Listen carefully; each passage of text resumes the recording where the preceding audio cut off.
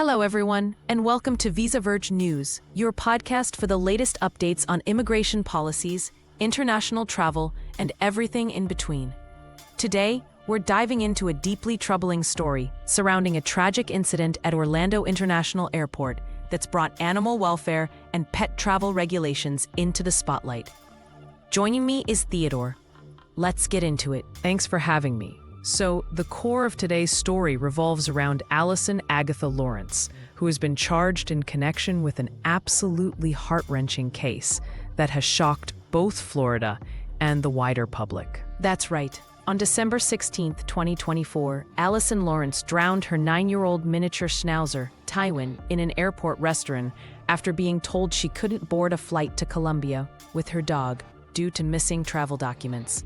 This unimaginable act has sparked widespread outrage and renewed discussions about animal cruelty laws and the challenges of pet travel.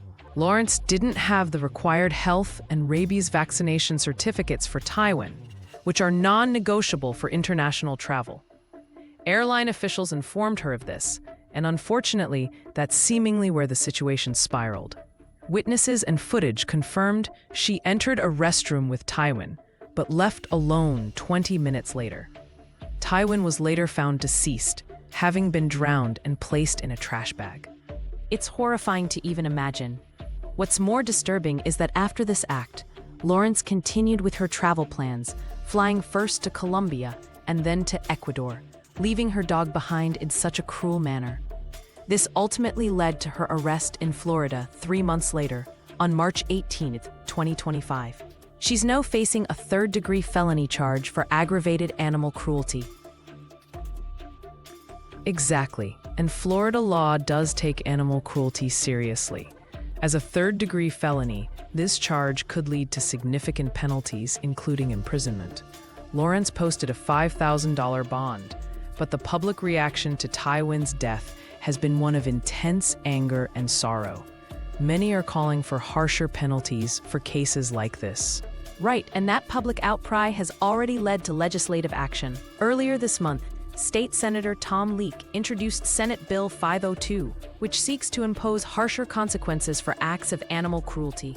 This case has become a focal point for why stronger protections are needed, not just for justice, but as a deterrent for future crimes. It also highlights the complexities and barriers of traveling with pets.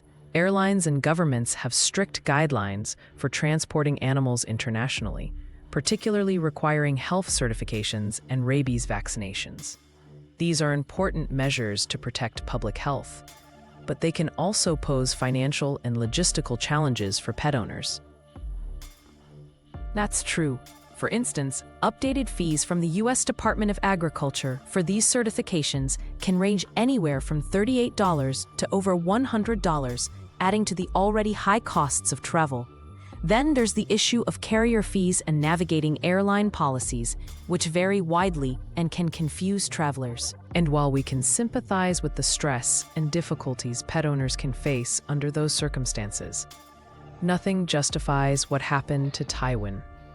The tragedy here isn't just about the legal or financial hurdles. It's about a moral and humane failure. Tywinn had no say.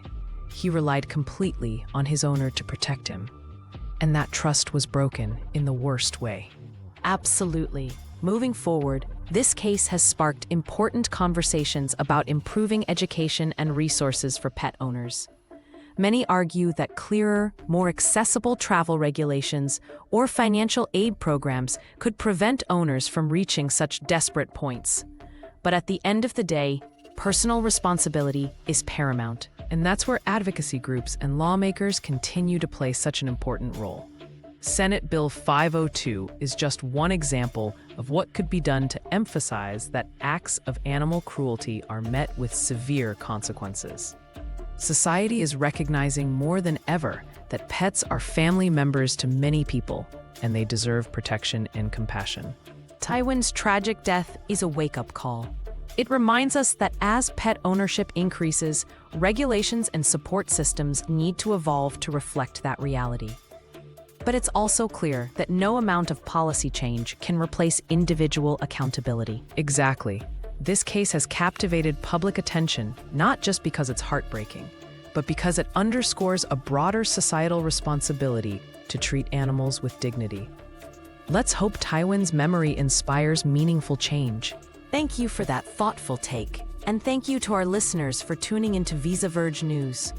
For more immigration and travel updates, visit us at visaverge.com. Until next time.